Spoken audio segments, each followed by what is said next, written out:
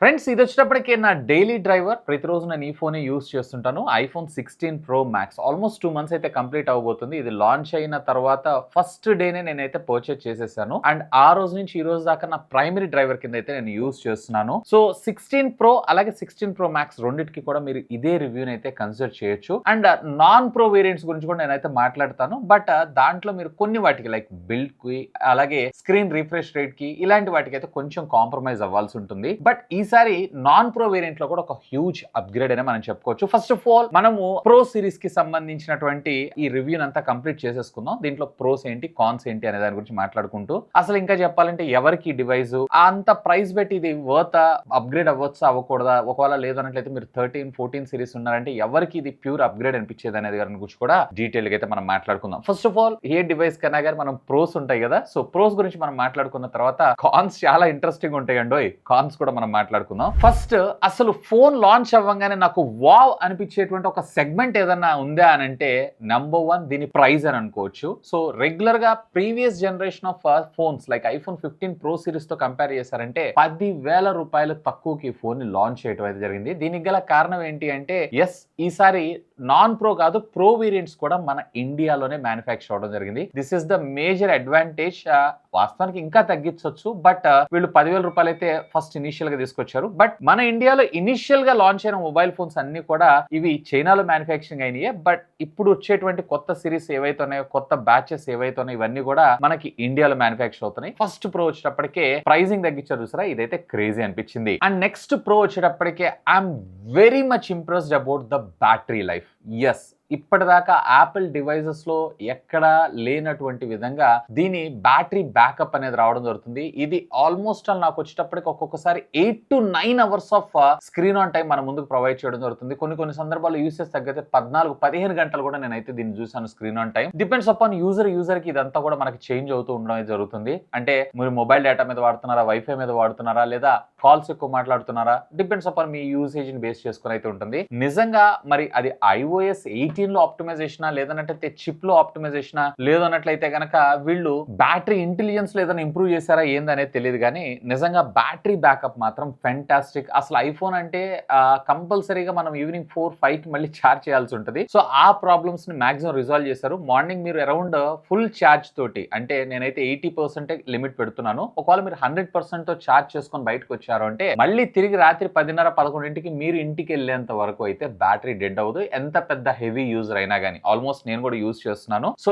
ఏ day battery backup అయితే 100% పక్కాగా confirm గా రావడం జరుగుతుంది. ఇక నా వరకు మరొక ప్రో ఎలిమెంట్ ఏంటి అంటే ఇందులో ఉన్నటువంటి వీడియో రికార్డింగ్, ముఖ్యంగా కెమెరా డిపార్ట్మెంట్ లో. సో ఇంతకుముందు ప్రీవియస్లీ వీళ్ళు సినిమాటిక్ లో మనకి 4K రికార్డింగ్ ని ప్రొవైడ్ చేశారు. బట్ ఇప్పుడు cinematic 4K 120 FPS slow motion shots ని కూడా మనం డైరెక్ట్ గా ఇందులో అయితే రికార్డ్ చేసుకోవచ్చు. అంటే జస్ట్ కెమెరాలో ఉన్నటువంటి క్యాపబిలిటీస్ ని మరింత పుష్ చేయడం అయితే జరిగింది. అలాంగ్ సైడ్ విత్ వీళ్ళు ఫ్యూజన్ కెమెరా సెన్సార్ ని యూజ్ చేసామని అంటున్నారు. మరి అది టెక్నాలజీ లేదా సెన్సార్ ఏంటి అనేది వీళ్ళు ఎక్కడ క్లియర్ గా అయితే మెన్షన్ చేయలేదు. But compare to previous generation of phones కన్నా కానీ డీటెయిలింగ్ ఏదైతే ఉందో ఇందులో నాకు చాలా బాగా అనిపించింది. ఇంక్లూడింగ్ అల్ట్రా వైడ్ యాంగిల్ లో కూడా కెమెరా క్వాలిటీ ఏదైతే ఉందో కంపేర్ టు ప్రీవియస్ జనరేషన్ దానికన్నా హ్యూజ్ ఇంప్రూవ్మెంట్ అనే చెప్పుకోవచ్చు. సో అసలు ఐఫోన్స్ లో ముఖ్యంగా ప్రతి ఒక్కళ్ళు కూడా కొంచెం డిస్సాటిస్ఫాక్షన్ అనిపించేది ఏంటి అంటే ఇందులో ఉండేటువంటి ఫ్లేర్ ఎఫెక్ట్స్ వల్ల. అంటే ఆ లైట్ రిఫ్లెక్షన్స్ ఉంటుంది సార్, ఆ ఫ్లేర్ ఎఫెక్ట్ ని ఇది కట్ ఆఫ్ చేయలేదు. సో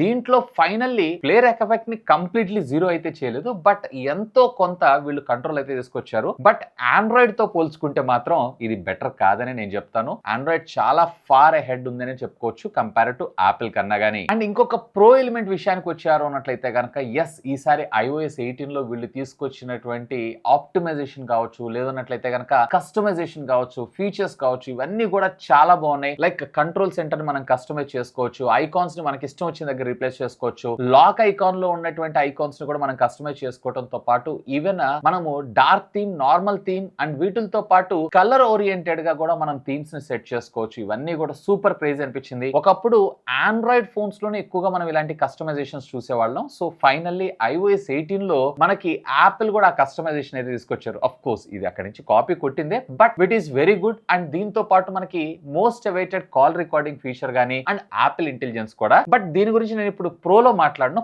కాన్స్ లో మాట్లాడతాను. నిజంగా డే 1 లో ఇది ఇంత పెద్ద హేట్ ని తీసుకుంది అంటే మేబీ ఇది కూడా ఒక రీజన్ అయ్యేటువంటి అవకాశం అయితే ఉంది. సో iOS 18 ఏదైతే ఉందో full fledged optimization, much more customizations ఇష్టపడే వాళ్ళు అయితే గనక really you will enjoy this. And pros లో మరొక ప్రో విషయానికి వచ్చారు అన్నట్లయితే గనక దీన్ని నేను ప్రో అనకూడదు, బట్ నిజంగా ఇప్పటిదాకా ఉన్నటువంటి డిస్ప్లేస్ అన్నిటిలో కూడా థిన్నెస్ట్ బెజల్, అసలు ఆల్మోస్ట్ ఆల్ బెజల్ ఉందా లేదా అనేటువంటి దాంతో మనకు వీళ్ళైతే బెజల్స్ ని తీసుకొని రావడం అయితే జరిగింది. బేసిక్ గా చెప్పాలి అన్నట్లయితే ఇప్పుడు యాజ్ ఆఫ్ నో 6.9 ఇంచెస్ కి సంబంధించినటువంటి బిగ్గర్ స్క్రీన్, అది కూడా కాంపాక్ట్ సైజ్ లో డిజైన్ చేసినటువంటి ఫోన్ ఇదని చెప్పుకోవచ్చు. కానీ దీంట్లో కూడా ఒక డిసడ్వాంటేజ్ అయితే ఉంది. అదేంటి అంటే ఆ డైనమిక్ ఐలాండ్ నాచ్ ఏదైతే ఉందో అది కొంచెం మనకి ఇబ్బంది పెడుతున్నట్లు అనిపిస్తుంటుంది. ఫర్ ఎగ్జాంపుల్ మీరు ఎక్కువగా కంటెంట్ చూస్తున్నారు అన్నట్లయితే కనుక ఖచ్చితంగా మీరు ఇక్కడ కొంచెం ఆ డిస్ట్రాక్షన్ ఫీల్ అయితే ఖచ్చితంగా అనిపిస్తుంటారు. బట్ ఎనీవే వాళ్ళు బెస్ట్ అయితే ప్రొవైడ్ చేశారు. ప్రమోషన్స్ డిస్ప్లేస్ అన్నిటి మన ముందు తీసుకొచ్చారు. 2600 నిట్స్ ఆఫ్ బ్రైట్నెస్ తీసుకొచ్చారు. 1 నిట్ దాకా కూడా వెళ్తుంది, ఇది కూడా బాగుంది. HDR అలాగే డాల్బీ విజన్ ఇలాంటి వాటన్నిటికి ఇది సపోర్ట్ చేస్తుంది. కానీ ఈ డైనమిక్ ఐలాండ్ ని కూడా వీళ్ళు ఇంకొంచెం ఏదైనా బెటర్ గా రీప్లేస్మెంట్ చేస్తుంటే ఇంకా బాగుండేది. నన్ను అడిగితే ఫేస్ ఐడి ఏదైతే ఉందో దీన్ని రిమూవ్ చేసేసి వీళ్ళు ఇక్కడ ఉన్నటువంటి కెమెరా కంట్రోల్ బటన్ ఉంది చూసారా, దీంట్లోనే కస్టమైజేషన్ ఇచ్చారు కాబట్టి ఇక్కడే మనకి ఫింగర్ ప్రింట్ అన్లాక్ లేదన్నట్లయితే అండర్ డిస్ప్లే ఫింగర్ ప్రింట్ కానీ ఇలాంటివి ఏదైనా అల్ట్రాసోనిక్ ఫింగర్ ప్రింట్ స్కానర్స్ ఇవి తెచ్చి ఉంటే ఇంకా బాగుండేది. నన్ను అడిగితే కనుక ఫేస్ ఐడి గుడ్, సెక్యూర్ బాగుంటుంది, బట్ దీనికన్నా కానీ అల్ట్రాసోనిక్ ఫింగర్ ప్రింట్ స్కానర్ ఏదైతే ఉందో ఇంకా ఫాస్ట్ గా బెటర్ గా పనిచేస్తుంది. మరి వీళ్ళు ఈ టెక్నాలజీ వైపు ఎందుకు వర్క్ చేయట్లేదు ఏంటి అనేది యాజ్ ఆఫ్ నౌ అయితే క్వశ్చన్ మార్కే. But display part, design part ఏదైతే ఉందో చాలా బాగుంది. అండ్ వీటితో పాటు ముఖ్యంగా దీంట్లో హార్డ్వేర్ లెవెల్లో మైక్రోఫోన్స్ ను కూడా మరింత పవర్ఫుల్ గా తీసుకొచ్చారు. ఫర్ ఎగ్జాంపుల్ ఇప్పుడు నేను వీడియో రికార్డ్ చేస్తున్నాను, మైక్రోఫోన్ పెట్టుకొని నేను యూజ్ చేయాలి. ఒకవేళ మీరు గనక కంటెంట్ క్రియేటర్ అయి ఉన్నట్లయితే గనక ఖచ్చితంగా మీరు దీన్ని మాత్రం బాగా ఎంజాయ్ చేస్తారు. ఇన్ఫాక్ట్ ఒక ప్రొఫెషనల్ లెవెల్ అవుట్పుట్ అయితే తీసుకొని రావచ్చు. లైక్ ఫర్ ఎగ్జాంపుల్ మీరు ఏదైనా ఒక వీడియో ఉంది, ఆ వీడియో సెలెక్ట్ చేసుకున్న తర్వాత ఇందులో ఎడిట్ లోకి వెళ్ళి ఆడియోలోకి వెళ్ళి మీరు ఇక్కడ స్టూడియో లేదన్నట్లయితే కనుక సినిమాటిక్ మోడ్ ఇలా ఏదన్నా మీరు సెలెక్ట్ చేసుకొని డైరెక్ట్ గా ఆ వీడియోస్ మొత్తంలో ఉన్నటువంటి ఆడియోని మరింత బెటర్ గా స్టూడియో లెవెల్ క్వాలిటీ అవుట్పుట్ తీసుకునేటువంటి విధంగా మీరు దీన్ని అయితే క్రియేట్ చేసుకోవచ్చు. సో ఇది కూడా సూపర్ క్రేజీ అనిపించింది. iOS 18 లో ఈవెన్ ఇది వచ్చేటప్పటికి హార్డ్వేర్ కమ్ సాఫ్ట్వేర్ రెండింటి ఆప్టిమైజేషన్ తో తీసుకొచ్చారు. ఒకవేళ మీరు కంటెంట్ క్రియేటర్ అయి ఉన్నట్లయితే కనుక definitely will love this feature. ఇక రెస్ట్ ఆఫ్ ద థింగ్స్ అన్ని కూడా మనకు కామన్ గా ఉంటాయి. కాకపోతే ఈసారి వీళ్ళు కెమెరా కంట్రోల్ బటన్ కూడా తీసుకొచ్చారు. దీని గురించి మనము కాన్స్ లో మాట్లాడుకుందాం. అదేంటన్నా ఇంత మంచి ఫీచర్ మీరు కాన్ అని అంటారా అని అంటే ఎందుకు కాన్ అంటారు అనేది కూడా నేను ఒకసారి అయితే మాట్లాడతాం. ఇక rest of the features like titanium బాడీని తీసుకొచ్చారు, IP68 రేటింగ్ తీసుకొచ్చారు, ఇవన్నీ కూడా కామనే. అఫ్ కోర్స్ ₹1,00,000 పైన ఉండేటువంటి ఫోన్స్ అన్నిటిలో కూడా టాప్ నాచ్ స్పెక్స్ ని మనకు ప్రొవైడ్ చేస్తారు కాబట్టి ప్రాసెసర్ గురించి, ర్యామ్, రోమ్, ప్రాసెసింగ్స్ గురించి నేను మీకు స్పెషల్ గా చెప్పాల్సిన అవసరం లేదు. హీట్ అవుతుందా అని అంటే ఎస్ అవుతుంది, బట్ మరి మీకు 15 సిరీస్ లో అయినంత హీట్ అయితే ఇక్కడ ఏం అవ్వట్లేదు. ముఖ్యంగా హై ఎండ్ గేమ్స్ ఆడుతున్నప్పుడు ఈవెన్ జెల్షన్ ఇంపాక్ట్ లాంటి గేముల్లో కూడా as of now 120 FPS support చేసేటువంటి ఏకైక మొబైల్ ఫోన్ ఇదే అనుకోవచ్చు. ఈవెన్ సామ్సంగ్ S24 అల్ట్రా కూడా మీకు మ్యాక్స్ టు మ్యాక్స్ 60 FPS మాత్రమే సపోర్ట్ చేస్తుంది, బట్ ఇది 120 FPS కూడా సపోర్ట్ చేస్తుంది. ఆ ఫ్రేమ్ డ్రాప్ అవ్వకుండా స్టేబుల్ గేమ్ పే పెర్ఫార్మెన్స్ ను కూడా మీకు అయితే ప్రొవైడ్ చేస్తుంది, which is another good thing అని నేను చెప్తాను.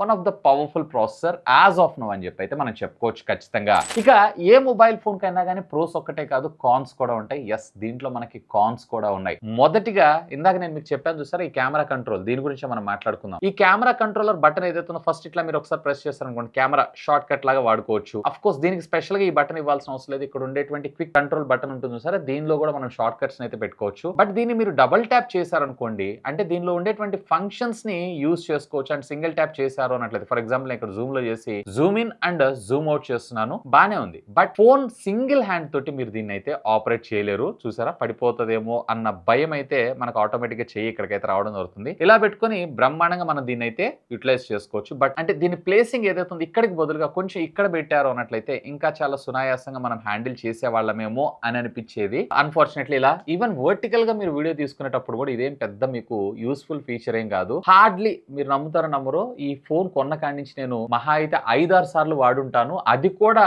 దీంట్లో ఉన్నటువంటి ఫీచర్స్ ని మీకు డెమాన్స్ట్రేట్ చేయడానికి అంతే. బట్ ప్రాక్టికల్ కి మాత్రం అంటే day to day life usage లో మాత్రం ఇది మీకు అంత పెద్దగా ఉపయోగం అయితే లేదు. బట్ ఇది ఒక కొత్త ఫీచర్ లాగా వీళ్ళు మన ముందు తీసుకొస్తున్నారు కానీ I'm not at all impressed అని చెప్తాను. ఇక దీంట్లో one of the worst thing అని చెప్పొచ్చు. అదేంటి అంటే మొబైల్ ఫోన్ లాంచ్ లో మెజారిటీ ఆఫ్ ద లాంచ్ అంతా కూడా వీళ్ళు ఏం చెప్పారు మీరే వినండి. Artificial intelligence. We launched Apple Intelligence, personal intelligence system. Apple Intelligence. Apple Intelligence iPhone has been designed for Apple Intelligence. Apple Intelligence. Apple Intelligence. Apple Intelligence. So చూసారు కదా, ఇన్నిసార్లు ఏ అన్నారా, వీళ్ళు అవుట్ ఆఫ్ ద బాక్స్ మనకి ఏఐని provide చేయలేదు.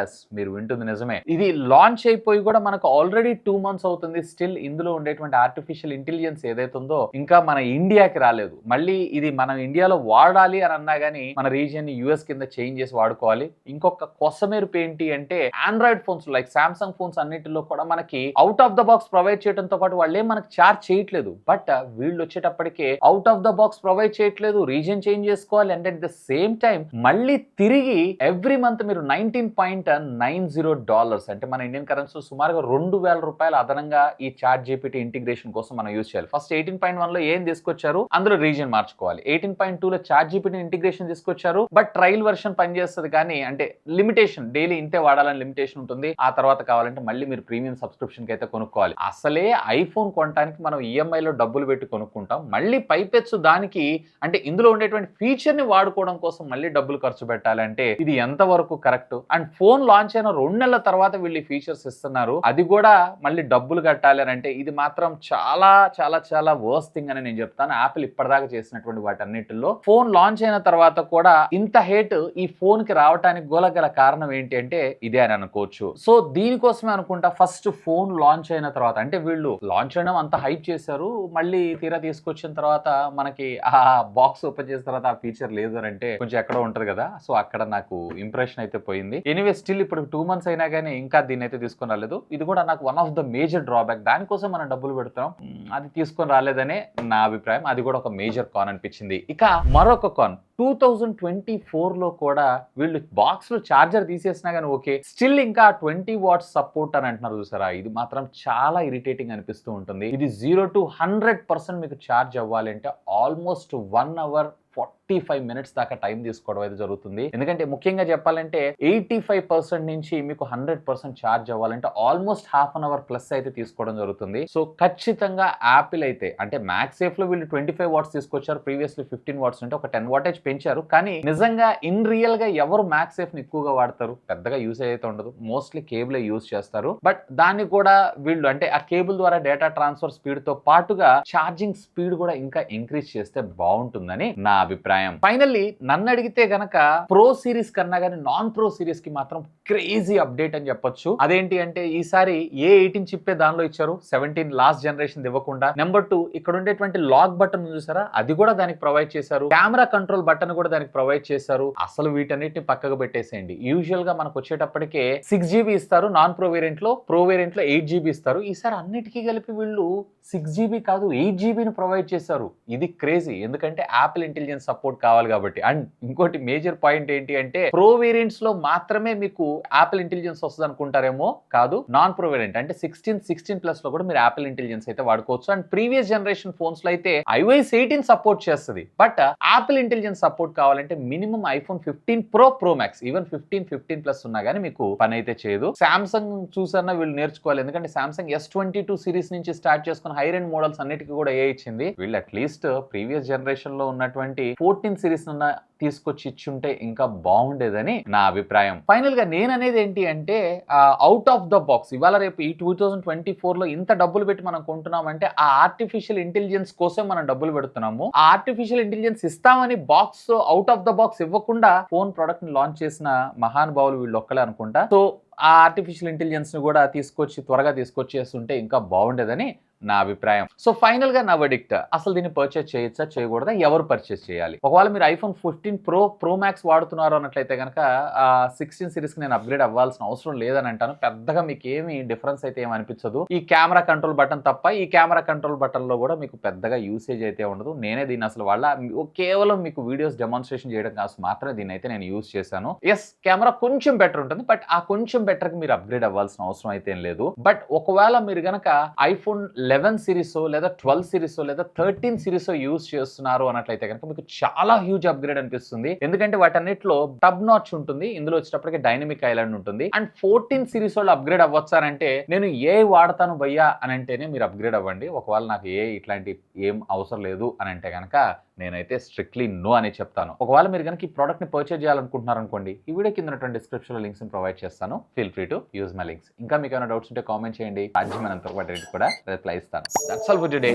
This is Vasu signing off. Have a great day.